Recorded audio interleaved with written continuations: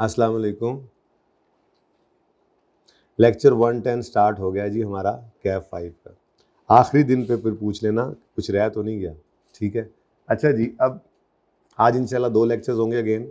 Online वाले भी online वालों को तो पहले ही पता लग जाता होगा जब ऐसे अपलोड हुए होते हैं ना 110 111 कहेंगे ले आज गेम फिर ऑन है, ठीक है। चलो जी, कल हमने ये बात कर ली थी, ये कल ही की थी ना जी। बात ये की थी कि रेवेन्यू को किसी एक पॉइंट ऑफ टाइम पे रिकॉर्ड करना है या ओवर टाइम रिकॉर्ड करना है, ये डिसाइड होता है इस क्राइटेरिया से। अगर स्टैंडर्ड कहता है कंट्रोल ओवर टाइम ट्रांसफ़र हो रहा है तो मतलब पीओबी ओवर टाइम सेटिस्फाई हो रही है, तो फिर रेवेन्यू भी ओवर टाइम रिकॉर्ड करो। अब कंट्रोल कब ओवर टाइम ट्रांसफ़र होता है तो उसके लिए स्टैंडर्ड ने ये 3 क्राइटेरिया बताए। इन 3 में से अगर कोई एक हो जाए तो स्टैंडर्ड कहता है मैं ये कहता हूँ कि मेरे मुताबिक ये रेवेन्यू ये पीओ ओवर टाइम सेटिस्फाई हो रही है, तो रेवेन्यू भी ओवर टाइम रिकॉर्ड होना चाहिए। वो कौन सी 3 सिचुएशंस हैं कि कस्टमर जो सेलर प्रोवाइड कर रहा है गुड्स या सर्विसेज, कस्टमर उनको साइमल्टेनियसली रिसीव और कंज्यूम कर रहा है, रिसीव भी कर रहा है और साइमल्टेनियसली उनको कंज्यूम भी कर रहा है। या फिर दूसरी सिचुएशन क्या थी, कस्टमर को कंट्रोल साथ साथ ट्रांसफ़र हो रहा है। वो रिसीव और कंज्यूम वाले केस में तो नहीं पड़ता, लेकिन मिसाल के तौर पे कस्टमर की लैंड के ऊपर अगर कोई चीज़ बन रही है तो वो साथ साथ कस्टमर को ट्रांसफ़र हो रही है, तो ये भी एक क्राइटेरिया मीट कर जाता है। ऐसा कॉन्ट्रैक्ट भी ओवर टाइम का, और बिल्डर इस केस में रेवेन्यू ओवर टाइम रिकॉर्ड कर सकता है कि ये रन तक जितना काम कर लिया उसको किसी एक बेस के ऊपर इनपुट या आउटपुट मेथड यूज़ करते हुए जो है वो रेवेन्यू को ओवर टाइम रिकॉर्ड कर सकता है। कोई एक बेस हो, बस कंसिस्टेंट होनी चाहिए। रेवेन्यू जिस बेस पे रिकॉर्ड करें कॉस्ट भी उसी पे करें, ये हमने पढ़ा था, ठीक है। तीसरा केस था कि ना तो साइमल्टेनियसली रिसीवर कंज्यूम वाला केस हो रहा है, ना ही कस्टमर को साथ साथ कंट्रोल ट्रांसफ़र हो रहा है, लेकिन घर इस तरह का है, यानी स्पेशल है भाई का, है जी। तो घर जो है वो तमीम तमीम तमीम कहने का दिल करता है मुझे से, क्यों, एक साहबी थे बड़ा ज़बरदस्त। चले छोड़े, फिर कभी क्यों कहता हूँ मैं। अच्छा, तो क्या कह रहा था मैं, हाँ, एसिड स्पेशल नेचर का है या स्पेशल नेचर का नहीं भी है, नॉर्मल है, लेकिन कॉन्ट्रैक्ट कर लिया है सेलर के साथ कस्टमर ने कि किसी और को नहीं बेच सकते। तो ये दोनों सूरतें ऐसी है कि जिसमें सेलर के पास कोई और अल्टरनेट यूज़ नहीं रहता उस एसिड का सिवाय इसके कि वो कस्टमर को ही दे।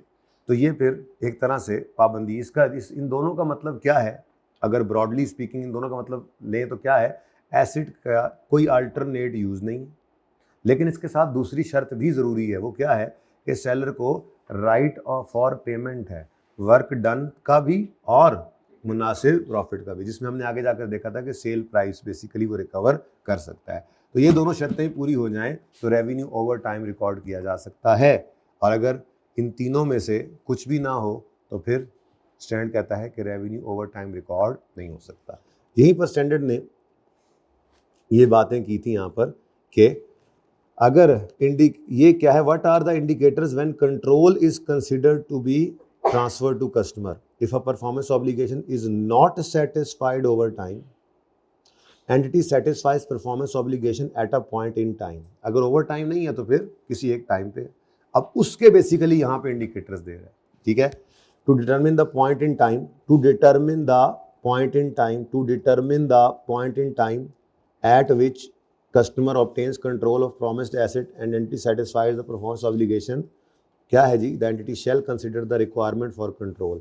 In addition, entity shall consider indicators of transfer of control. कुछ indicators हैं जो कंट्रोल को ट्रांसफ़र करने के बारे में आप कह सकते हैं कि ये हो जाए तो समझो कंट्रोल ट्रांसफ़र हो गया, लेकिन स्टैंडर्ड ने क्या कहा, which include but not limited to, ये इससे अलावा भी हो सकते हैं, ठीक है। वो क्या है, एक्सेप्शंस, फिर स्टेप बाय स्टेप पढ़ना, एक्सेप्शन पे दोबारा फिर किसी वक्त आएंगे, वैसे भी हो सकता है लेकिन फिर किसी वक्त। सादा बात क्या है, एंटिटी यानी सेलर के पास राइट फॉर पेमेंट है। भाई कब आपका सेलर पैसे आपसे ले सकता है, जब वो आपको कंट्रोल ट्रांसफर कर दे, ठीक है। When entity has present right to payment for the asset, या व्हेन कस्टमर के नाम हो गया है, लीगल टाइटल जब कस्टमर के नाम हो गया है एसेट, तो भी ये क्या निशानी है, कंट्रोल ट्रांसफर हो गया, ठीक है।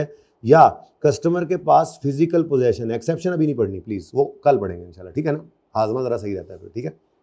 या कस्टमर के पास risk and rewards of ownership आ गए, यानी कि अब फायदे नुकसान कस्टमर के हैं, या कस्टमर ने एक्सेप्ट कर लिया एसेट को। ये चंद निशानियां हैं कंट्रोल के ट्रांसफर होने की।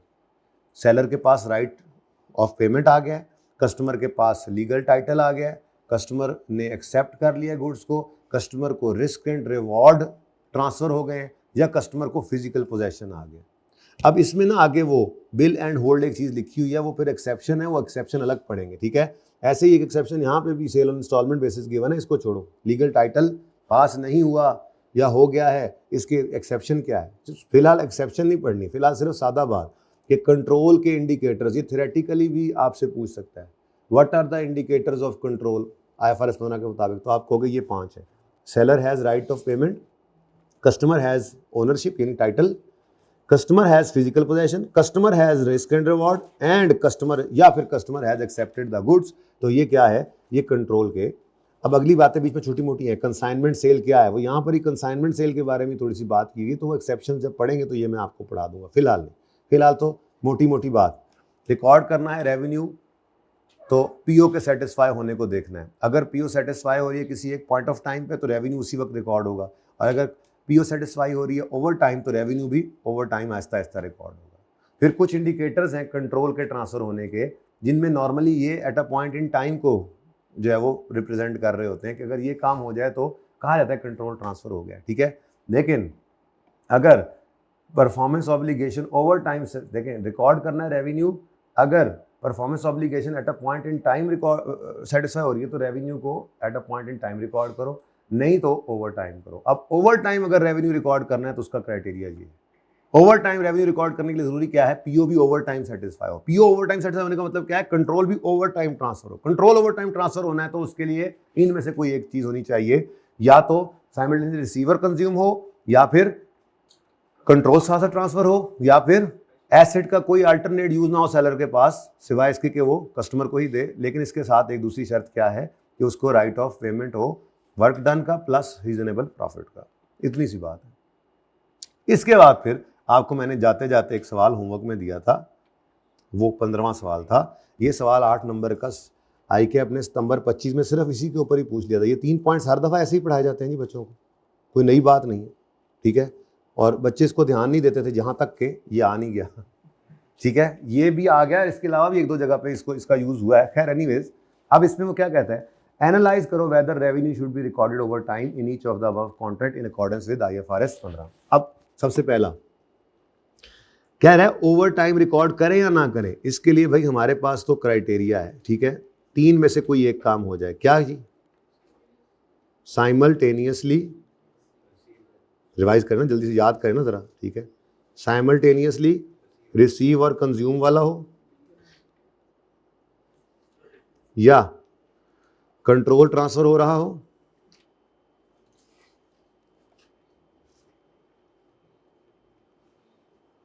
कंट्रोल इज ट्रांसफरिंग, साथ साथ over time control is transferring over time,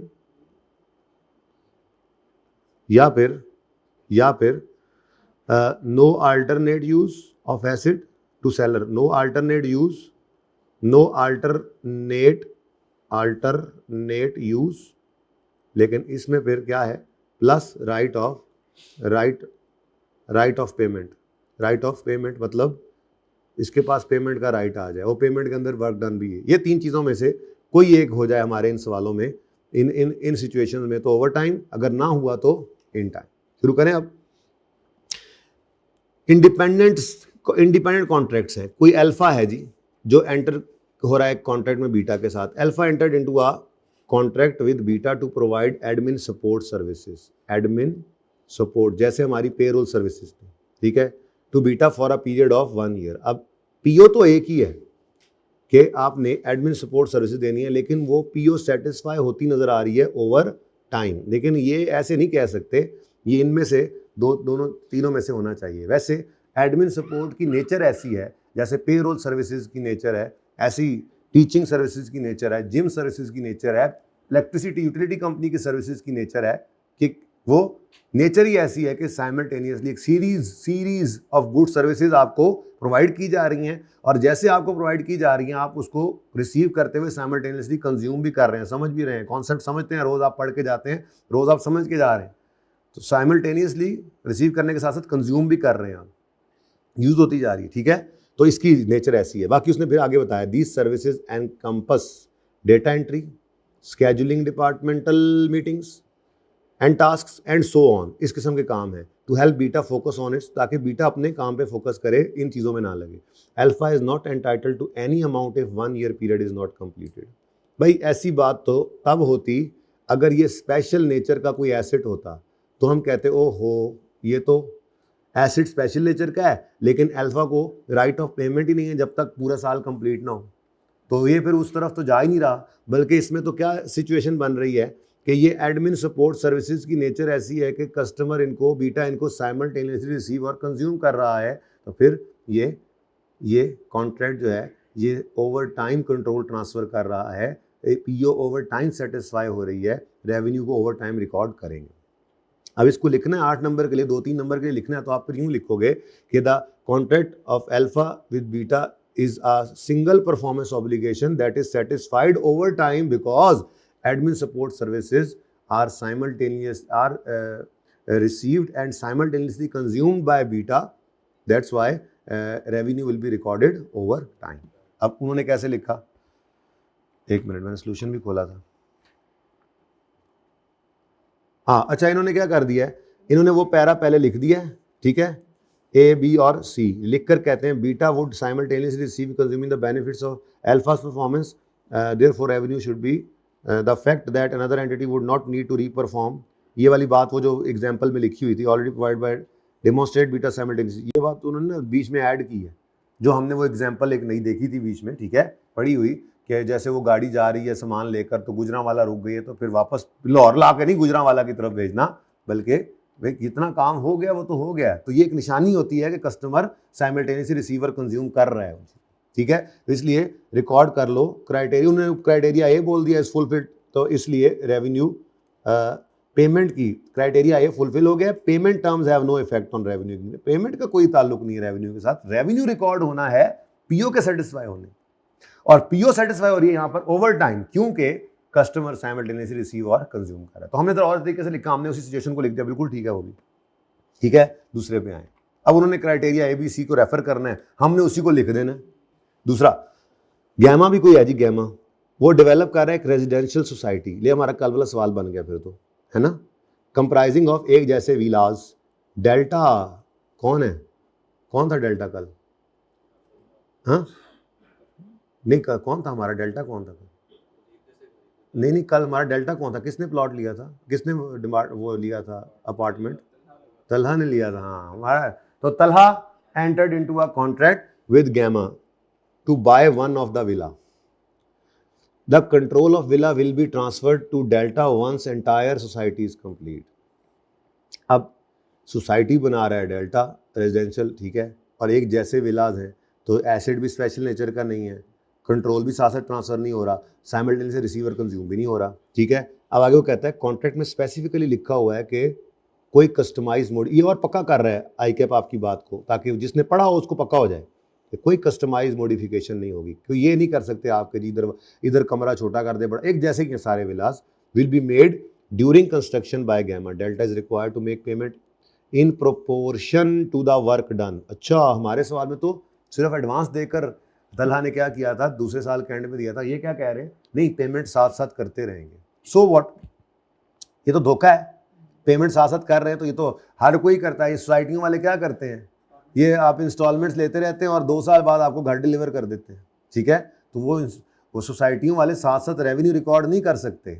अब आप किसी सोसाइटी का ऑडिट करने जाएं या किसी का अकाउंटेंट बने तो उनको ये बताएंगे आप कि भाई आप साथ साथ रेवेन्यू रिकॉर्ड नहीं कर सकते, चाहे आप पैसे रिसीव कर रहे हैं, आप पे लायबिलिटी है, आप एडवांस फ्रॉम कस्टमर ले रहे हो, कॉन्ट्रैक्ट लायबिलिटी आपके ऊपर पड़ रही है, क्योंकि ना तो आपने घर जो बनाया वो कस्टमर ने यूज़ कर लिया है साथ के साथ, ना ही आप अपनी ज़मीन पर बना रहे हो, कंट्रोल को ट्रांसफ़र किया है, ना ही ये कोई स्पेशल एक जैसे घर आप ये पूरा ब्लॉक एक जैसा बना रहे हो, एक जैसी शक्ल, एक जैसी सूरत, एक जैसी अकल, एक जैसा एरिया, एक जैसा डिज़ाइन। एक जैसे हैं तो तीनों क्राइटेरिया मीट नहीं करते, इसलिए भाईजान आप वेट करें। जो पैसे आप ले रहे हैं आप पे लायबिलिटी है, जब दूसरे साल के एंड पे आप डिलीवर करें घर तो फिर उस दिन आप रेवेन्यू रिकॉर्ड करिएगा। भाई अगर वो कंस्ट्रक्शन की इजाज़त आपको दे प्लॉट की तो उन्होंने आपको कंट्रोल ट्रांसफ़र किया है, फिर वो रेवेन्यू रिकॉर्ड कर सकते हैं। ठीक है, कंट्रोल ट्रांसफ़र करने का मतलब क्या, आप उसको यूज़, और अक्सर ऐसा भी होता है ना, आप, ये बड़ी बारीक बात है, ये अब जजमेंट के ऊपर भी आ जाती है। क्या बारीक बात क्या है, कुछ सोसाइटीज़ कहती हैं कि आपको पोजेसन दे रहे हैं टू बिल्ड, टू लिव नहीं दिया, फिर भी कि चलो 3-4 महीने पहले आगे काम शुरू कर दो, उसके बाद फिर आ भी जाना, रहने की इजाज़त फिर भी नहीं दे रहे होते। तो ये बारीक बात है। बहरहाल जितना को बारीक करें, सादा बात यही है कि अगर वो आपको प्लॉट हवाले कर देते हैं तो किस्तें आपसे लेनी है उन्होंने, तो फिर आपका वो एसेट हो गया, वो उनका रिसीवेबल बन जाएगा, जो आपको पैसे आपने उनको नहीं दिए, तो साथ साथ देते रहेंगे, रेवेन्यू वो रिकॉर्ड कर लेंगे फिर। ठीक है, अब in case of termination by Talha, gamma is liable to return, नहीं डेल्टा, गैमा इज, अच्छा, in case of termination by Talha, gamma is liable to return the amount paid by delta once the villa is sold to. ये वैसे ही वो कहता है कि जी जितने पैसे आ गए होंगे, अगर तलहा कहता है मैंने नहीं लेना, तो फिर बिल्डर जो है वो इसको पैसे वापस कर देगा और किसी और को घर बेचने के बाद करेगा, जाहिर है अपने जेब से नहीं देगा। खैर ये अलग बात है, रेवेन्यू रिकॉर्ड करने का ताल्लुक ही नहीं है पैसों के जाने से, पैसों के वापस आने से। रेवेन्यू का रिकॉर्ड करना बिना औकात है, ये अलग कहानी है, ये अलग स्टोरी है, ये अलग लड़ाई है। ठीक है, और रिसीवेबल वाली अलग लड़ाई हो, तो कल हमने शुरू की थी, आज उसको खत्म करेंगे इंशाल्लाह, कि आपका अगर unconditional right to receive establish हो गया तो रिसीवेबल, कंडीशनल है तो कॉन्ट्रैक्ट एसेट, जब तक कंडीशन रिमूव ना हो जाए। But this is debit side of journal entry. Revenue के रिकॉर्ड होने का, कैश आ जाए कैश डेबिट, नहीं आया अनकंडीशनल राइट टू रिसीव है रिसीवेबल डेबिट, कंडीशनल राइट है तो कॉन्ट्रैक्ट एसेट डेबिट। ये तो बात ही अलग है। रेवेन्यू का रिकॉर्ड करना अलग कहानी है, वो क्या है, वो कंट्रोल के ट्रांसफर के साथ है, पीओ का सेटिस्फाई होने के साथ है। वो पीओ अगर किसी एक पॉइंट ऑफ टाइम पे, ये एक पॉइंट ऑफ टाइम पे ट्रांसफर हो रही है, क्योंकि तीनों क्राइटेरिया मीट नहीं करते। अब इसका, क्योंकि हमने ऊपर क्राइटेरिया नहीं लिखा था उनकी तरह से, तो हम तो पूरी कहानी यूं लिखेंगे कि the contract of gamma with delta does not meet the any of the following criteria, यूं लिख देंगे कि पहला लिखेंगे द कस्टमर, या डेल्टा भी लिख सकते हो, is not receiving and simultaneously consuming the goods provided by the builder. दूसरी बात लिखोगे कि the control is not transferred to delta as it is specified in the contract that control will be transferred, यहाँ पे लिखा हुआ था control will be transferred when entire society is complete. यूँ आप साथ साथ लिंक करते जा रहे हो। तीसरी बात लिखोगे आप, the asset is customise, asset is किधर गया, कस्टमाइज नहीं है, आइडेंटिकल है, asset is not of special nature as all the villas are identical and no customized modification is allowed. ठीक है, therefore the contract does not meet any of the above three criteria. The revenue shall be recorded by Gamma over time at a point in time, that is at the time of delivery of villa, as the control is being transferred at a point in time. फिर अगली बात ये साथ डाल दोगे, ये वाली क्या, कि the payment terms does not affect the recognition of revenue. ठीक है, अब इसमें इन्होंने कैसे लिखा, उन्होंने कहा as the control be transfer to delta upon completion, criteria A और B have not met, the villa do not seem to have alternative use, therefore ये C B has not met, therefore revenue should be recorded when control is transferred. यानी कि तो हमने भी बात उसी तरह, तो बात खुद करनी है, अपनी तरतीब पे करनी है। उन्होंने पहले क्राइटेरिया लिखे पे ये क्या नहीं, ठीक है ज़्यादा बेहतर है, साथ के साथ हमने तीनों लिख दिए। जहां पे कोई मीट कर रहा है उस पे लिख दो ये मीट करके ओवर टाइम कर दो, जहां मीट नहीं कर रहा तीनों लिखकर कहो देखो ये नहीं मीट हो रहा है, इसलिए रेवेन्यू ओवर टाइम रिकॉर्ड नहीं हो सकता, तो eight a point in time record कर लो। ठीक है, और तीसरी बात, तीसरा कॉन्ट्रैक्ट ईटा भी है, कोई ईटा नहीं, eta and to contract theta to ware software, अब सॉफ्टवेयर बना रहे हैं, घर नहीं बना रहे, software will be design specifically to meet theta's operational needs, specifically. अब ये स्पेसिफिक, ये स्पेशल एसेट, ये वो आपकी, ये इसका उल्टा घर भी हो सकता है, या भाई की वो कुर्सी भी हो सकती है। किधर गया वो असद, किधर गया असद, किधर गया असद, नहीं आया आज, कुर्सी मेरे ख्याल में बनवाने चला गया। ठीक है, तो जब वो हम होंडा वालों के पास गए थे अपने दोस्त के लिए गाड़ी बनवाने, ठीक है, तो स्पेशल एसेट है, the software will be specially designed for theta's operational needs and will not be able for to be use for any other customer. अब ये तीसरे क्राइटेरिया में फॉल कर रहा है, लेकिन मसला पता है क्या है, इसमें हम ये तो कह देंगे कि इस एसेट का कोई अल्टरनेट यूज नहीं है सेलर के लिए, लेकिन दूसरी बात भी पूरी होनी चाहिए। अभी आगे लिखी हुई तो ठीक है, वो दूसरी बात क्या है, सेलर को राइट फॉर पेमेंट होना चाहिए फॉर वर्क डन और मुनासिब सा प्रॉफिट भी। The contract states that theta will pay 50% of the total contract price upfront, remaining 50 upon completion of work. ठीक है, इसको छोड़ो। Theta does not have the right to terminate the contract unless eta fails to perform. तो इसका मतलब उसके पास तो terminate करने का ऑप्शन ही नहीं है थीटे के पास। तो फिर इसका मतलब तो यही हुआ ना कि कॉन्ट्रैक्ट पूरा ही करना है, तो फिर ये तीसरे क्राइटेरिया में फॉल करा देंगे इसको। ठीक है, तो हम ये कहेंगे कि as the asset is of such a special nature that there is no alternate use. Asset नहीं लिखना, सॉफ्टवेयर लिख दो। Software is of such special nature as it is specifically designed to meet the operational needs of theta. This software cannot be used for cannot be put into any alternate use by the seller. Therefore, and also theta cannot terminate the contract, which means that seller will have the right for payment. Therefore, criteria this criteria has been met and revenue will be recorded over time because control is transferred over time. ठीक है, अब उन्होंने भी ऐसे ही कुछ लिख दिया उन्हें। Theta will be able to consume benefit of software upon completion, so criteria and B have not been met.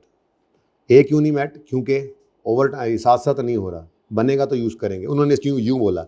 B जो है वो नहीं मीट हो रहा क्योंकि कंट्रोल साथ ट्रांसफर नहीं हो रहा। लेकिन सी जो है वो क्या कह रहा है कि software does not create an asset with alternate use for theta, so software will be designed specifically for theta.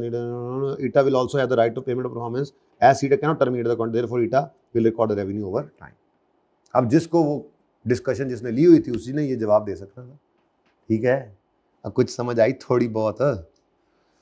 चलो इसको बंद करें, ज़रा कम करें चीज़ों को। अच्छा, अब ये हो गया 15, ये ओके है। ठीक है, उसके बाद ना जनाब, कल हमने एक बात शुरू की थी, उसको ज़रा घर तक पहुंचाएं। ठीक है, वो बात क्या थी? ये मैंने आपको प्रेजेंटेशन वाली साइट शुरू की थी, ये पूरी नहीं है अभी। ठीक है, ये पूरी इसलिए नहीं है कि इसमें कॉन्ट्रैक्ट लायबिलिटी अभी आपको नहीं पढ़ाई।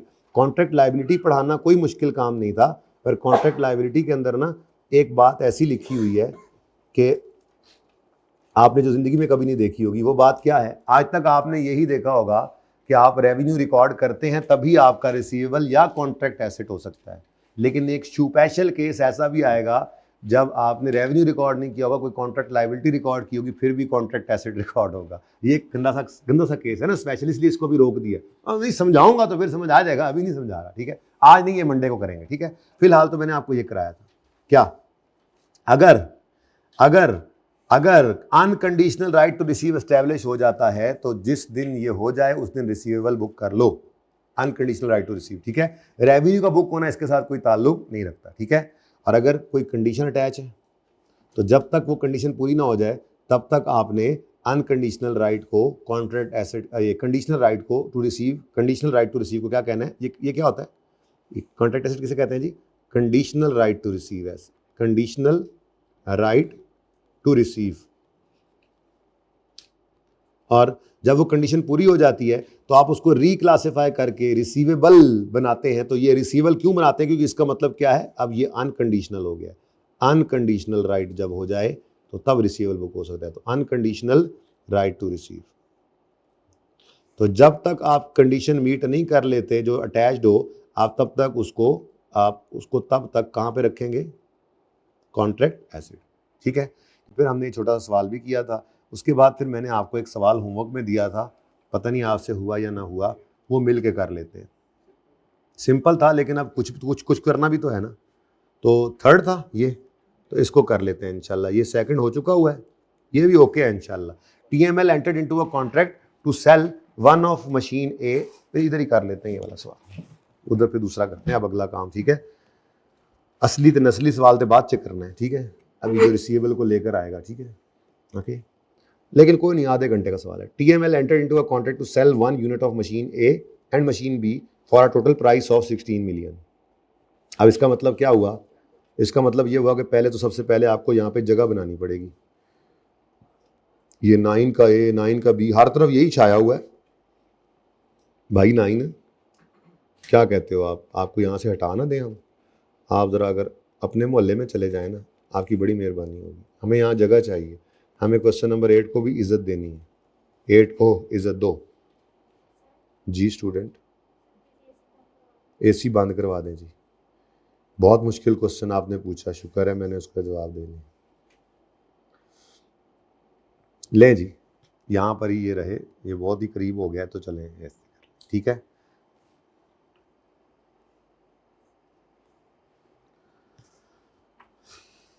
अच्छा जी, अब 2 पीओज नजर आ रही हैं मुझे। परफॉर्मेंस ऑब्लिगेशंस 2 हैं। नंबर 1 मशीन ए, नंबर 2 मशीन बी।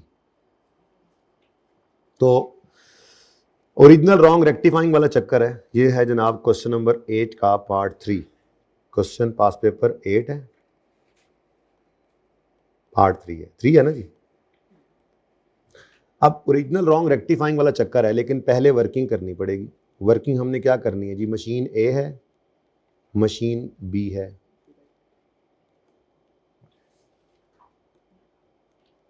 उसके बाद दोनों मशीनों की इकट्ठी स्टैंड अलोन प्राइस कितनी है। ये कॉन्ट्रैक्ट कितने में किया है हमने, 16 में, 16 मिलियन। ठीक है जी। अब ये स्टैंड अलोन प्राइस जो है इसको एलोकेट करना है, ठीक है। तो एलोकेटेड ट्रांजैक्शन प्राइस हम निकालेंगे, लेकिन पहले ट्रांजैक्शन प्राइस का तो पता लगे। अच्छा सॉरी ये 16 थी, आई एम सॉरी, वो स्टैंड अलोन प्राइस नहीं थी ना। अच्छा चले, तो कहता है ए और B for a total price of 16 हमने ये कॉन्ट्रैक्ट कर लिया, ठीक है जी। अच्छा उसके बाद अब आगे सवाल में स्टैंड अलोन प्राइसेस दे दे, अल्लाह करे। क्या कहता है, नहीं देगा तो कोई बात नहीं, स्टैंड अलोन प्राइस निकालने का तरीका हमें आता है। ऐसे लिंक किया करो हर चीज़ को, तो इतना सा स्टैंडर्ड रह जाएगा, फिर एंड पे आ गए हैं बस इतना सही था यार, इसमें तो कुछ निकला ही नहीं। वो फ़ायदा महसूस हो रहा था मुझे, तभी तो मैं इकट्ठा करा रहा हूँ, ठीक है। और एक्स्ट्रा काम बी में कर रहा था पार्ट में, लेकिन वो कल फिर जुमे के ऐसे अल्लाह ने जुमे की बरकत से देखें 2 घंटे के काम को इकट्ठा कर दिया आपके लिए। आराम सुकून से आप 109 बी को लेते रहिएगा आधा घंटा करके, कोई मसला नहीं, ठीक है। वैसे तो सैटरडे संडे है, कल का दिन है, कल का दिन लगा लेना, पूरा कर लेना इसको, ठीक है ना। संडे है तो इसीलिए तो कह रहा हूँ, संडे ऑन भी तो इसलिए नहीं किया। स्टूडेंट तो मशवरा दिया था कर लें, मैंने कहा नहीं, जो किया उसको पूरा कर लो, क्योंकि बात यही तय हुई हुई हमारी, ये IFRS 15 तैयार शुदा जाना चाहिए छुट्टियों में, इसमें गुंजाइश नहीं होनी चाहिए, ठीक है। जितना बोझ आगे लेके जाओगे उतना तंगी होगी। अच्छा जी, आगे कहता है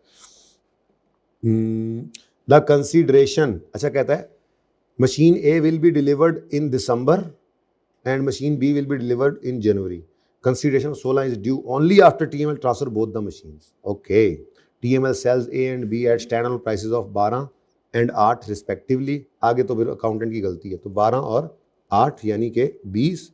आलू काटेड कितना बना, 9.6, 6.4, ठीक है जी। अब ओरिजिनल एंट्री होना क्या चाहिए था, ओरिजिनल एंट्री जिस दिन हम इस वक्त ईयर एंड हमारा है 31 दिसंबर 19, ठीक है। तो दिसंबर 19 में आपको एंट्री करनी थी, दिसंबर 19 में जी आपने दिसंबर में मशीन ए ट्रांसफ़र कर दी, तो आपकी एंट्री होनी चाहिए थी रेवेन्यू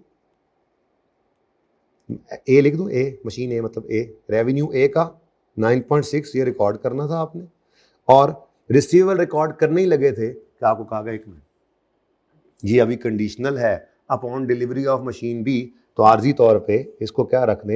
ये हो गया था आसानी से सवाल यार, गुड यार, आप लोगों का लेवल माशाल्लाह ना बड़ा ज़बरदस्त अल्लाह ने बना दिया, अल्लाह ने ही बना दिया। ओके अच्छा, अगली चीज़ जो है ना वो मैं वैसे एंट्री कर रहा हूँ, पर वो फिर मैं करके मिटा दूंगा, ठीक है। वो वैसे आपको सिर्फ रिवाइज कराने के लिए वो जो कॉन्सेप्ट दिया था सिर्फ इसलिए कर रहा हूँ मैं, वरना ज़रूरत नहीं। ये बस कहानी ख़त्म है। 19 की ये थी, 20 में क्या होना था, जनवरी 20 में रेवेन्यू रिकॉर्ड करना था बी का आपने 6.4, और जो कॉन्ट्रैक्ट एसेट था वो अब ख़त्म, क्योंकि कंडीशन क्या कर दिया आपने, सेटिस्फाई। तो आपने यहाँ पर कॉन्ट्रैक्ट एसेट को ख़त्म कर देना था 9.6 से, और सारे का सारा रिसीवेबल आपने बैलेंसिंग फिगर मैंने कहा था निकाल लेनी थी। इसको तोड़ के भी कर सकते हैं एंट्री को, कोई मसला तो नहीं होता ना इस तरह से। रिसीवेबल बैलेंसिंग, तो सारा अब रिसीवेबल हो गया, जिसके अंदर टोटल कितना 16, जिसके अंदर आपका वो 9.6 जो कंडीशनल था वो भी ख़त्म हो गया, ठीक है। लेकिन मेरे बच्चों ये एंट्री आपकी रिक्वायरमेंट नहीं थी सवाल की, क्योंकि सवाल में उसने क्या कहा है, ईयर एंड 31 दिसंबर 19 पर क्या मामलात हुए, ठीक है। तो ये रिक्वायर्ड नहीं था, ये देख लें, इसकी समझ आती है तो फिर मैं इसको मिटा दूं। असल में तो पूरी कहानी ये, पर मेरा साल इस वक्त 19 में मौजूद है, तो 19 के अंदर ही मुझे सिर्फ रहना है। जी सही है, इसको मिटा दूं, ये समझ आया है? चले, अच्छा जी, अब ये होना चाहिए था ओरिजिनल एंट्री, ये होना चाहिए था, लेकिन अकाउंटेंट साहब ने कोई चवल मारी होनी है। देखते हैं अब क्या कह रहा है। कहता है oh the accountant recorded receivable and revenue of 12 million. उसने खुद ही बता दिया दोनों एंड्स के बारे में। तो डन बाय अकाउंटेंट क्या है जी? What has been done by accountant? Done by accountant क्या है जी? रिसीवेबल और रेवेन्यू रिकॉर्ड कर गया। कितना यार, ये तो अजीब ही बात की है उसने। ये 12 क्या था? अच्छा, मशीन एक ही स्टैंड अलोन प्राइस, सुभान अल्लाह। ठीक है, तो भाईजान ने क्या कर दिया? Done by accountant receivable debit और रेवेन्यू क्रेडिट, एक हटा दो, मतलब लिख भी दो तो इधर भी यही था। बहरहाल रेवेन्यू क्रेडिट, ठीक है, ये उसने कर दिया है। अब हमने रेक्टिफाइंग एंट्री करनी है, तो रेक्टिफाइंग एंट्री क्या बनेगी? कॉन्ट्रैक्ट एसेट रिकॉर्ड होना था, नहीं हुआ, कर लें 9.6 से।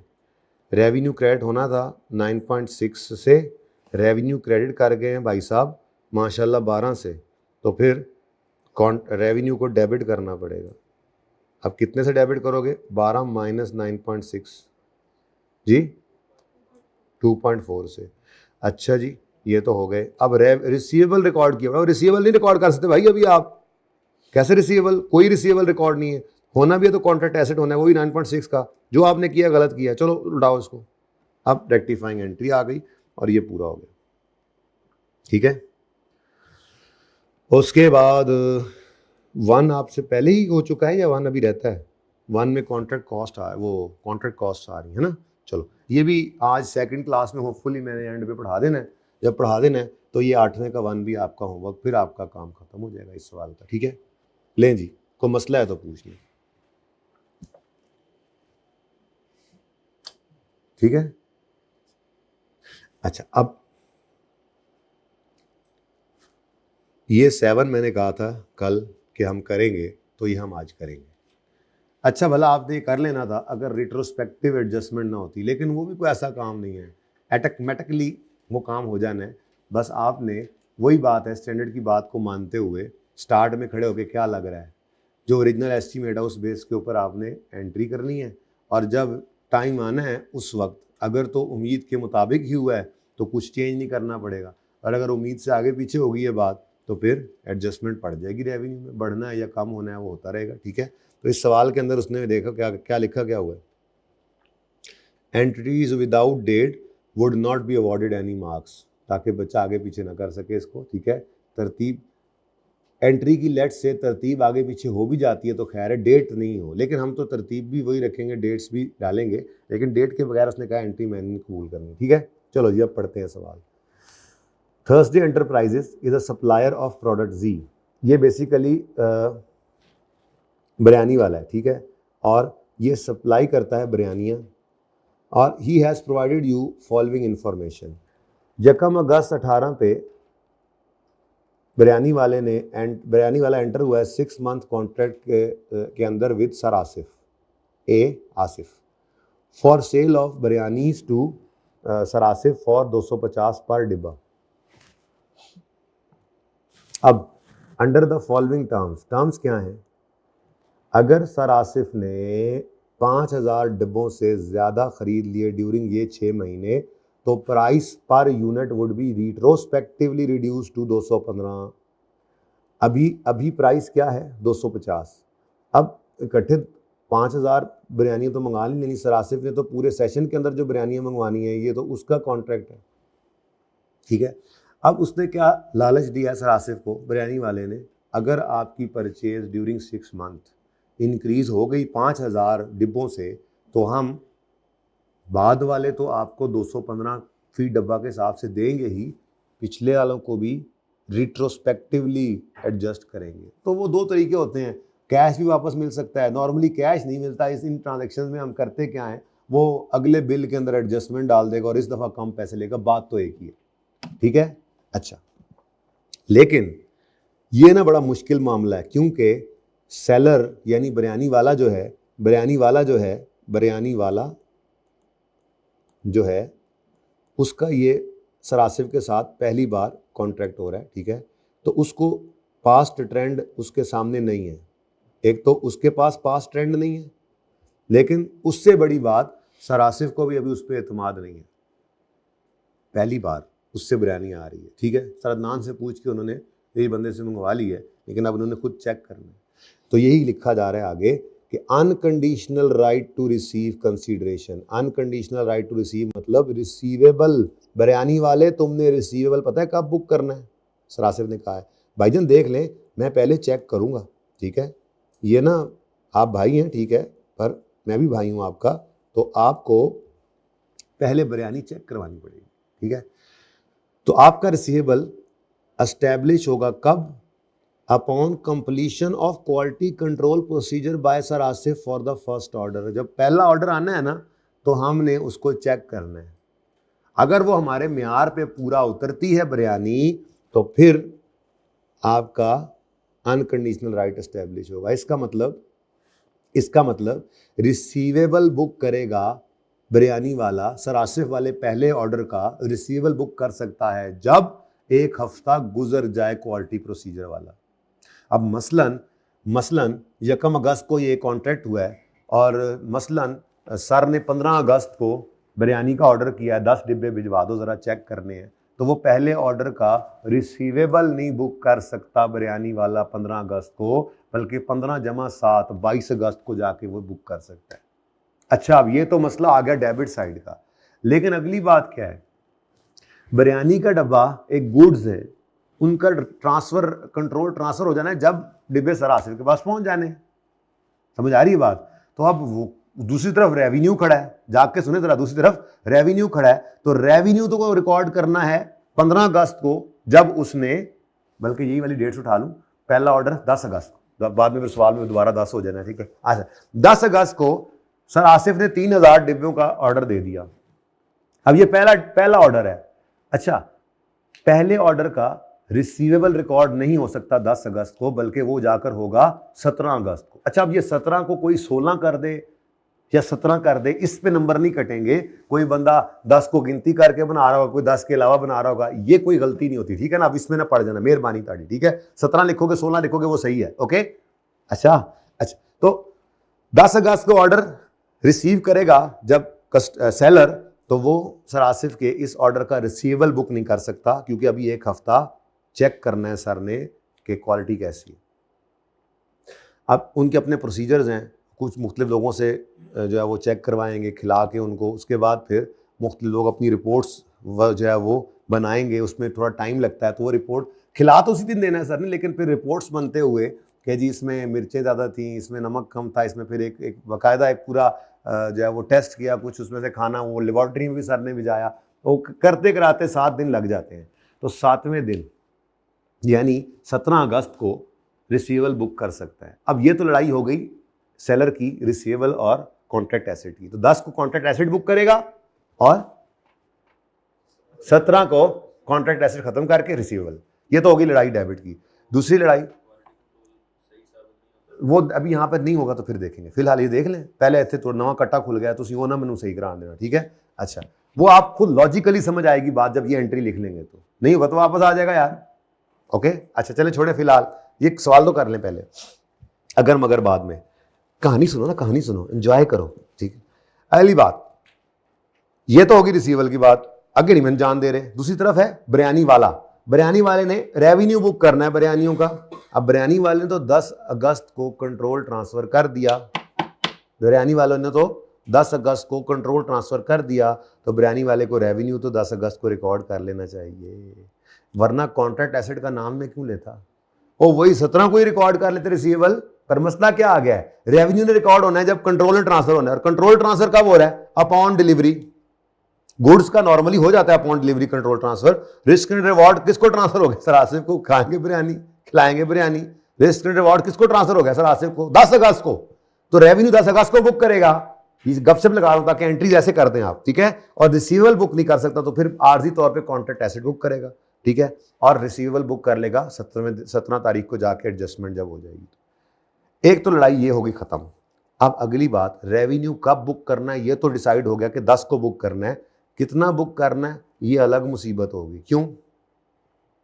250 के हिसाब से 250 के हिसाब से सर आसिफ ने पैसे भेजने हैं, क्योंकि अभी कितना ऑर्डर हुआ है 3000 डिब्बों का, 5000 क्रॉस होना है तो 215 को होना है। लेकिन सेलर अपना अंदाजा लगाएगा, 250 रिसीव भी कर रहा है तब भी अंदाजा लगाएगा। क्या लगता है सर आसिफ 5000 से ऊपर 6 महीने में जाएंगे या नहीं जाएंगे? अगर तो उसको लगता है कि जाएंगे तो कैश तो उसने 250 ही रिसीव कर लिया जब भी किया, लेकिन रेवेन्यू रिकॉर्ड करेगा 215 के हिसाब से फी डब्बा। मैं एक डब्बे की बात कर रहा हूं सर, एक डब्बे से आसानी है, ठीक है। आगे देख लेंगे फिर 3000 डब्बे हैं, 6000 डब्बे बाद में देखेंगे, ठीक है। एक डब्बे को समझे। तो अब एंट्री क्या बनी? एंट्री क्या बनी? अभी पेमेंट की डेट नहीं पता, देख ही लेता हूं। अच्छा 10 अगस्त ऑर्डर डेट है, सही है चलें, खैर चलें, अच्छी बात है। अब जरा देखो कहानी समझ आ गई आपको, ठीक है। अब जरा सवाल को पढ़ लेते हैं, वो आगे डेट्स हैं डिफरेंट। अगला बहुत आसान है, अगला सरदनान वाला केस है, ठीक है। वो पहले से पुराना कस्टमर है सरदनान का, सरदनान उनके है ना, वो पुराने कस्टमर है, पुराना सप्लायर है सर का, उधर ज़्यादा मसला नहीं है उसको। यहाँ पे क्या कह रहा है, टी कांट कंडीशन राइट कब स्टैब्लिश होगा? पहले ऑर्डर के लिए after completion of quality procedure, जो कि 1 हफ्ता है। और फिर सर आसिफ पर जब एतमाद करते हैं तो ऐसे ही करते हैं। फिर वो ये कह रहे हैं सब्सिक्वेंटली जिस दिन मैं फ़ोन करूंगा ना बिरयानी भिजवा दो, 1 हफ्ते बाद भिजवाना है तो 1 हफ्ते का वेट ना करना, तुम रिसीवल बुक कर लेना। लेकिन अब रिसीवल तो बुक कर लेगा बेचारा, अगला काम क्या करेगा? अगला काम क्या करेगा? रेवेन्यू तो नहीं बुक कर सकता, फिर वो कॉन्ट्रैक्ट लायबिलिटी बुक करेगा। ये बात मैं बताना चाह रहा था, वहाँ पे सवाल में आ गई, ठीक है। बात समझ आई? इसमें अज्यूम यही किया जाता है कि जब सर इतना एतमाद कर रहे हैं ना तो वो भी लायबल फील करेगा। उसको आज ऑर्डर आ गया है ना, सर ने कहा हफ्ते बाद भाई तुमने बिरयानियां भेजनी है, अब वो भी बेचारा पूरा हफ्ता कहीं जाएगा नहीं उस दिन। बड़ा ऑर्डर है, कस्टमर ने एतमाद करके भेजा हुआ है, उसने कहा था तुम रिसीवल भी बुक कर लो, तो फिर वो भी खुद पे लायबिलिटी फील करेगा और लायबिलिटी टू प्रोवाइड गुड्स होगा, ठीक है। सही है। अब ये सारी चीजें समझ में आ रही हैं, ठीक है। अब डेट्स हैं डिफरेंट, बस इनको ध्यान से देखकर चलना है। लेकिन अब एक चीज सिर्फ रह गई है, 215 की सेल बुक करनी है पहले ऑर्डर पे या 250 की, ये आपको इंसेप्शन पे खड़े होकर बिरयानी वाले से पूछकर बताना पड़ेगा अपने अकाउंटेंट को। बिरयानी वाला अपने अकाउंटेंट कहेगा, अकाउंटेंट पूछेगा क्या लगता है आपको, कहता है इंसेप्शन ऑफ कॉन्ट्रैक्ट पे स्टार्ट में बिरयानी वाला कह रहा है कि sir Asif purchase will not exceed 5000 units threshold for the discount. कहते हैं यार पहली बार ये कस्टमर का ऑर्डर आया है, तो जैसे उनको मेरे पे अभी एतमाद नहीं है, ऐसे मैं भी अभी क्लियरली ये बात नहीं कर सकता कि 5000 से ऊपर उनकी परचेज जाएगी नहीं। पहले तजर्बा है इनके साथ, ठीक है। तो अब जब अल्फा कंक्लूड टीई कंक्लूड कर रहा है कि देखो टीई कंक्लूड कर रहा है, टीई कंक्लूड्स के सर आसिफ की परचेज विल नॉट एक्सीड 5000, तो फिर जब पहला ऑर्डर आएगा जो कि 3000 यूनिट्स का है, तो फिर बिरयानी वाला 250 रुपए के हिसाब से रेवेन्यू बुक कर लेगा। और अगर खुदा ना खासा नहीं कहना चाहिए, बिरयानी वाले की तो खुशी की बात है, और अगर सर आसिफ अगला ऑर्डर प्लेस कर देंगे तो कोई बात नहीं, एस्टीमेट का चेंज है, एडजस्ट कर लेगा जाके। वो देखते हैं कैसे करते हैं, ठीक है।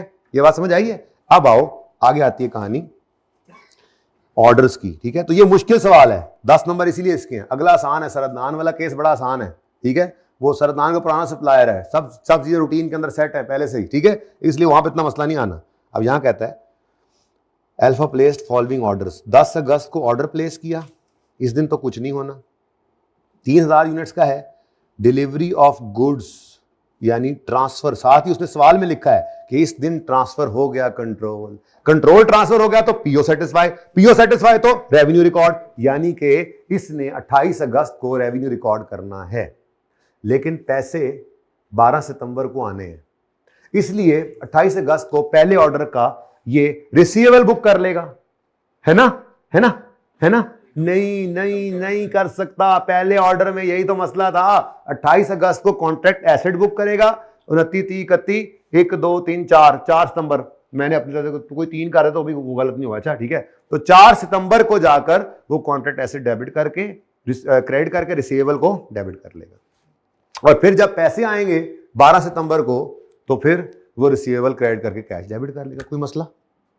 लेकिन चूंकि बिरयानी वाला जो नाम है एतमाद का है, सरासिफ जो नाम है एतमाद का, सरासिफ ने भी एतमाद कर लिया। सरासिफ ने क्या कहा था, एक बार तुम अगर मेरे क्वालिटी कंट्रोल प्रोसीजर्स को पास कर गए, क्लियर कर गए, उसके बाद फिर तुम जिस दिन मैं फोन करके ऑर्डर प्लेस करूंगा उसी दिन तुम अनकंडीशनल राइट बुक कर लेना।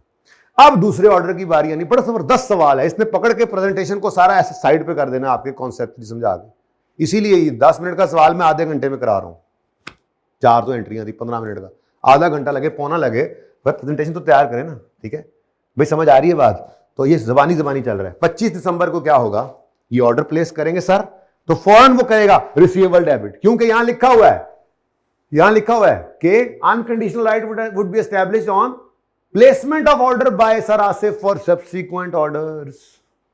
तो प्लेसमेंट ऑफ ऑर्डर किस दिन हो रही है, 25 दिसंबर को, इसी दिन रिसीवेबल बुक होगा। लेकिन मसला क्या है, अगला मसला क्या है, रेवेन्यू बुक होने के लिए कंट्रोल का ट्रांसफर होना जरूरी है। कंट्रोल किस दिन ट्रांसफर हो रहा है, 15 जनवरी को, तो फिर 15 जनवरी तक तो रेवेन्यू बुक हो ही नहीं सकता। तो फिर इसने 25 दिसंबर को रिसीवेबल बुक करना है।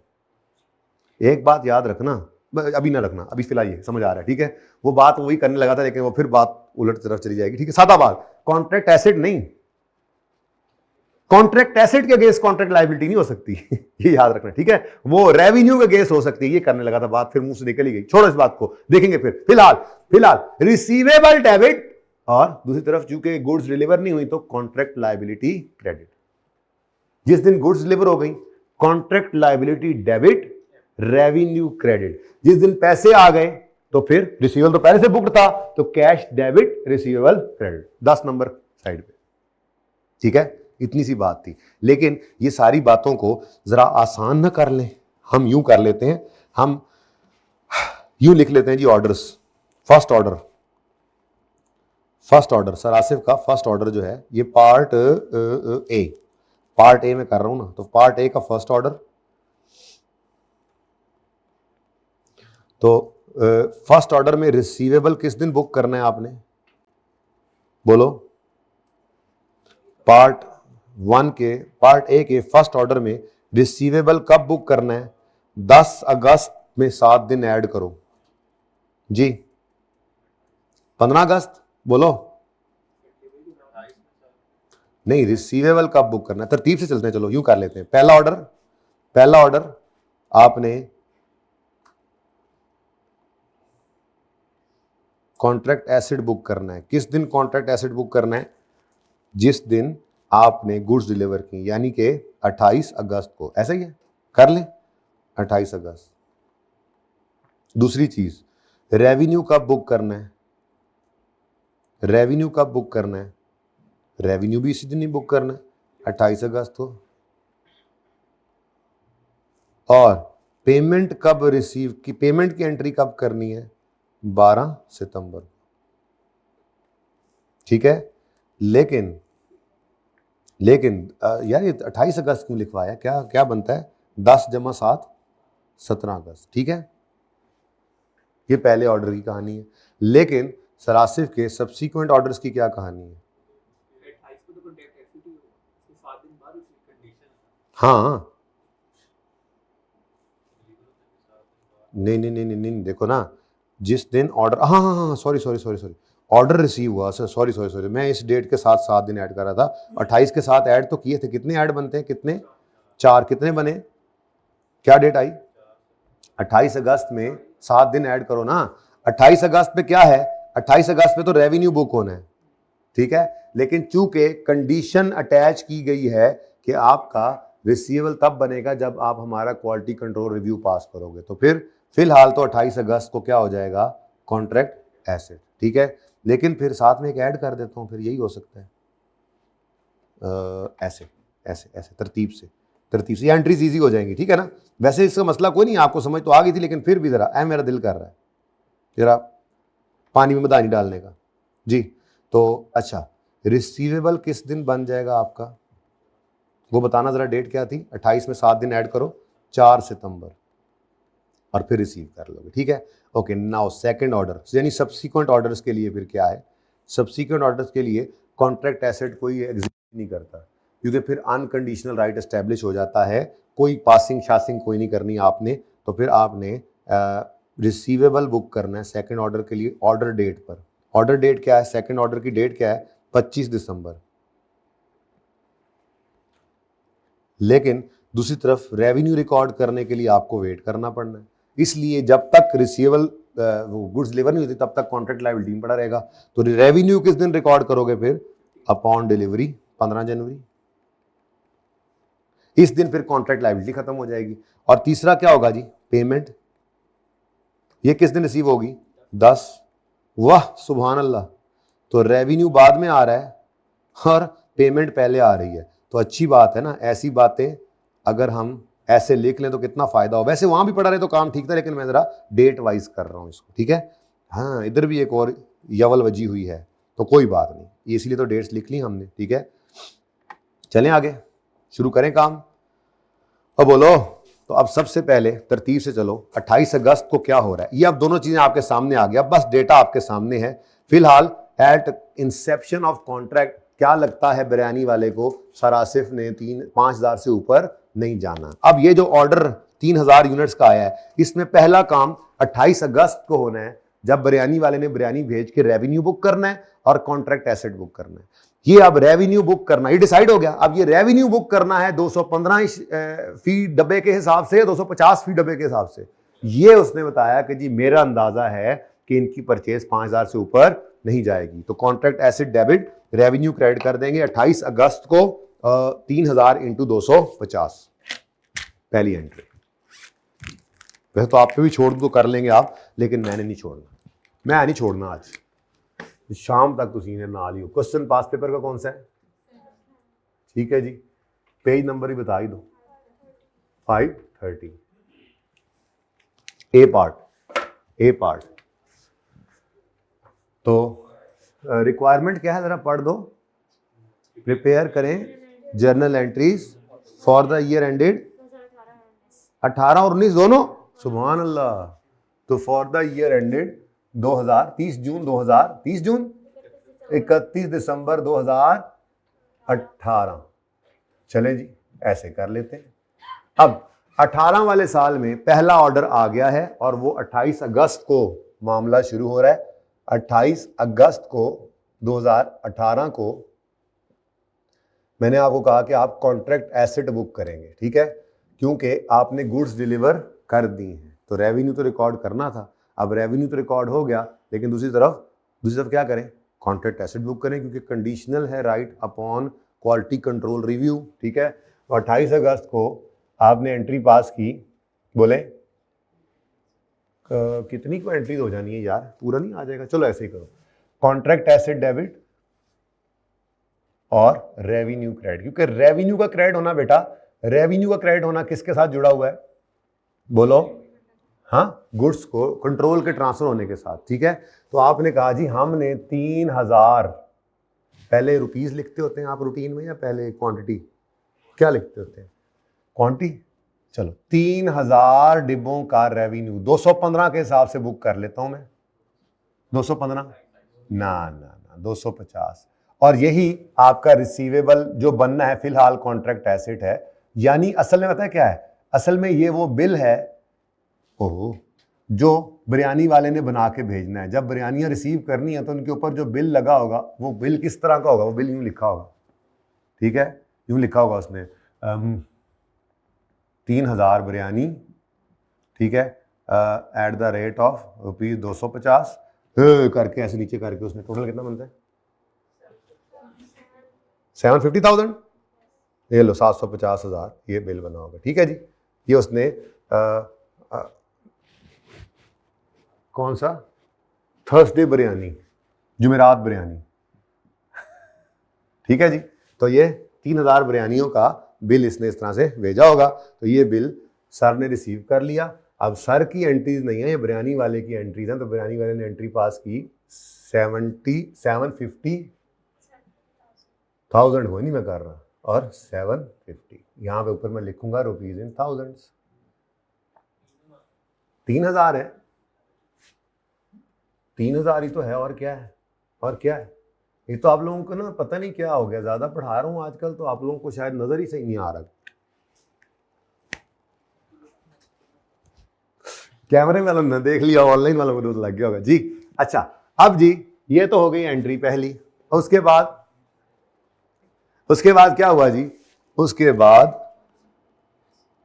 4 सितंबर को ये पास कर गए, किस सवाल ने नहीं बताया, पास हो गए हैं जी। बिरयानी वाला पास हो गया। और बिरयानी वाला भरावा तू पास हो गया किस दिन, डेट बता दो, लिखी हुई है बता दो, यहां तक आते भूल गई है मुझे। 4 सितंबर 18 पर। अब ये खत्म करो, रिसीवेबल बुक कर लो। तो receivable debit, contract asset credit, पूरे 750 से। अब इसमें ना कोई दोबारा बिल आया है, ना सर आसिफ को कोई बिल आया, ना उसने भेजा है, लेकिन उसने अपनी किताबों के अंदर, अपने ज़हन के अंदर उसने कहा लो भाई ओके होगी बिरयानी, एक्सेप्ट हो गया काम। अब कंडीशनल, अब अनकंडीशनल हो गया, तो फिर रिक्लासिफाई कर ले। कभी भी कॉन्ट्रैक्ट एसेट ने रिसीव नहीं होना, रिसीव हमेशा रिसीवेबल ने होना है। कॉन्ट्रैक्ट एसेट रिसीवेबल बनेगा तो रिसीव होगा, और रिसीवेबल तब बनेगा जब कंडीशन सेटिस्फाई होगी। जब तक कंडीशन सेटिस्फाई नहीं होगी वो conditional receivable, conditional right to receive है कॉन्ट्रैक्ट एसेट। रिसीवेबल मुंह से निकल गया, कंडीशनल राइट टू रिसीव है, खत्म हो गई कंडीशन, खत्म हुई कंडीशन। अब उसके बाद क्या आता है जी, अब उसके बाद पेमेंट आ गई। तो 12 सितंबर को पेमेंट रिसीव करेंगे। कितने पैसे सरा से भेजेंगे, कितने पैसे भेजेंगे, 215 रुपए के हिसाब से? नहीं भाई, अभी तो जब वो 5000 से ऊपर जाना है तो जाना है, इसका मतलब सुकून मॉल। ये तो आसान लगने लग गया उल्टा जी। किस दिन, 12 सितंबर 2018 को सर आसिफ ने बंदा भेजा पैसे देकर। तो जैसे ही बिरयानी वाले के पास पहुंचा, बिरयानी वाले ने कहा कैश डेबिट रिसीवेबल क्रेडिट पूरा 750। और भाई सही है, समझ तो नहीं आ रहा, नहीं आ रहा? तो सवाल भी सुना करो, मैं पूछा क्या है। मैंने पूछना था नो, कोई प्रॉब्लम नहीं है, तो आपने कहना था नो सर। मैंने कहा समझ तो नहीं आ रहा, कहते नो सर। लो जी, उसके बाद तो भाईजान है, पहले बिरयानी का दूसरा ऑर्डर मंगवाने थे, आप पार्ट 2 का इशारा करने लग गए। हाथ होगी यार, अब तो हो गई लहरें बहरें। 25 दिसंबर को बिरयानी वाले क्या ईयर एंड आएगा, चेक करो, बिरयानी वाले की किताबों में रिसीवेबल नजर आएगा। हालांकि बिरयानी वाले ने अभी पीओ सेटिस्फाई कोई नहीं की, इसलिए रेवेन्यू रिकॉर्ड नहीं कर सकता। लेकिन रिसीवेबल क्यों रिकॉर्ड करेगा, कॉन्ट्रैक्ट में लिखा हुआ है your unconditional right will be established upon placement of order for subsequent order. तो सब्सीक्वेंट ऑर्डर, इसमें दो चीजें हैं। पहली चीज, एक तो रिसीवेबल ही बुक कर देगा 25 दिसंबर में, लेकिन दूसरी चीज क्या है, अब रिसीवेबल बुक करना है किस हिसाब से, 215 फी डब्बे के हिसाब से। क्योंकि चेक तो करो, सब्सिक्वेंट डिलीवरी में 4000 सर कोई पसंद आ गए बिरयानी के डब्बे, 4000 इकट्ठी मंगवा लिए, ठीक है। तो जब 5000 से ऊपर थ्रेशोल्ड से ऊपर चला गया है, तो इन 4000 पे तो 215 का रेट लगना ही लगना है। लेकिन उसने ये भी कहा था रिट्रोस्पेक्टिवली, कितने गया ये, अगर कॉन्ट्रैक्ट पीरियड में अभी 6 महीने का अरसा चल रहा है, कॉन्ट्रैक्ट पीरियड में 5000 से ऊपर यूनिट्स गए तो रिट्रोस्पेक्टिवली प्राइस को रिड्यूस कर देंगे हम, मोटिवेट करने के लिए रखा था। तो हमने कर दिया 5000 से ऊपर, थ्रेशोल्ड खत्म हो गया। अब फिर क्या करें, अब सबसे पहले तो रिसीवेबल बुक कराओ इससे, ठीक है। रिसीवेबल बुक कराओ कितने पर, 200, कितने डिब्बे हैं जी, बल्कि मैं तो कहता हूं रिसीवेबल बाद में बुक करना, ठीक है। रिसीवेबल बाद में बुक करना, पहले वो एडजस्टमेंट करो। जैसे एक दिन पहले भी बच्चे ने कहा था मैंने पहले से बुक कर दिया, तो उन्होंने कहना कि यार वो एडजस्टमेंट तो करें। अब सही मौके पे सवाल के अंदर ना डेट वाइज 25 दिसंबर को जैसे ही सर आसिफ की कॉल जाएगी बिरयानी वाले को, सबसे पहला ख्याल उसको क्या आएगा, पिछले वाले को भी एडजस्ट करना पड़ना है। कितना फी डब्बा डिस्काउंट देना है, 35 रुपए। मतलब कितना रेवेन्यू ज्यादा रिकॉर्ड कर लिया था जब पिछली सेल बुक की थी, तो कितनी सेल कितने बुक की थी, 250 पे, कितनी ज्यादा बुक कर ली थी उस वक्त, और कोई गलत भी नहीं किया था। हमारा अंदाजा क्या था नहीं आएगा अगला ऑर्डर। आ गया तो कोई बात नहीं, जहां रेवेन्यू ज्यादा रिकॉर्ड किया था वहां पे रेवेन्यू क्या कर दो, रिवर्स कर दो। रेवेन्यू के क्या कर देंगे ही, बल्कि दोनों काम इस तरह से, पहले 25 दिसंबर को रिसीवल बुक करते हैं ताकि आपको वो तरतीब खराब ना हो, ठीक है। और रिसीवल बुक करते ही फिर आप 4000 डिब्बों को 215 के हिसाब से बुक करके फिर साथ ही दूसरी एडजस्टमेंट करो, ठीक है। तो रिसीवेबल अभी इसी साल में ही काम चल रहा है। तो 25 दिसंबर 2018 पर सर आसिफ ने कॉल की, ये सेलर, ये बिरयानी वाले की किताबें चल रही हैं, ठीक है भाई। बिरयानी वाले, जुमेरात बिरयानी वाले, वो 4000 बिरयानियां भेज दो। मैंने कहा जी ठीक है। याद रखना पिछली परचेज हमने आपसे 3000 की थी, अब 4000 का ऑर्डर है, 5000 से ऊपर चले गए हैं। आपने कहा था ये तो होगी ही 215 पे, पिछले वालों का डिस्काउंट भी देना मत भूलना जब बिल भेजना, तो जब बिल भेजना तो पैसे नहीं मंगवाते हम, ठीक है। तो इधर देखो, फिर ये क्या करेगा, ये तो पहले रिसीवेबल बुक करेगा। अब रिसीवेबल बुक करना है, देखो जरा, रिसीवेबल बुक करना है कितनी बिरयानियों का, 4000, कितने रुपए के हिसाब से, पहले ये कर लेना, जरा जरा समझ भी आता है कि देखो अब 4000 का ऑर्डर नया आया, इसीलिए तो अब दूसरे वाले को भी रिवर्स करें, ठीक है। अब कितना आता है, 860। अब ये 860 तो आ गया, लेकिन रेवेन्यू रिकॉर्ड कर लें।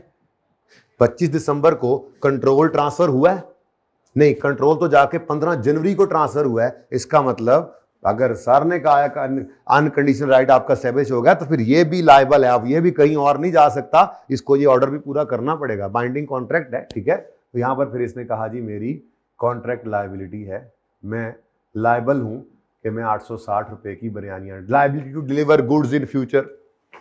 लेकिन साथ ही इसने क्या करना है, इसने अगला बिल अभी तैयार कर लेना है। अब ये जुमेरात बिरयानी वाले ने बिल तैयार करना है, अब ये नया बिल आ रहा है, ये नया बिल है, इस बिल के ऊपर डेट तो डालेगा जिस दिन चीजें भेजेगा, ठीक है ना, उसी दिन बिल साथ भेजेगा। पहले भी भेज सकता है, क्योंकि कंडीशनल राइट तो रहा नहीं, तो वो जिस दिन सर ऑर्डर भेजे तो सर कह सकते हैं इसको, यार वो एडजस्टमेंट करके बिल मुझे पहले भेज देना, फिर जिस दिन तुम्हारा बंदा बिरयानी लेकर आएगा ना तो मैं पैसे भी दे भेजूंगा, बाद में भी दे सकते हैं, ठीक है।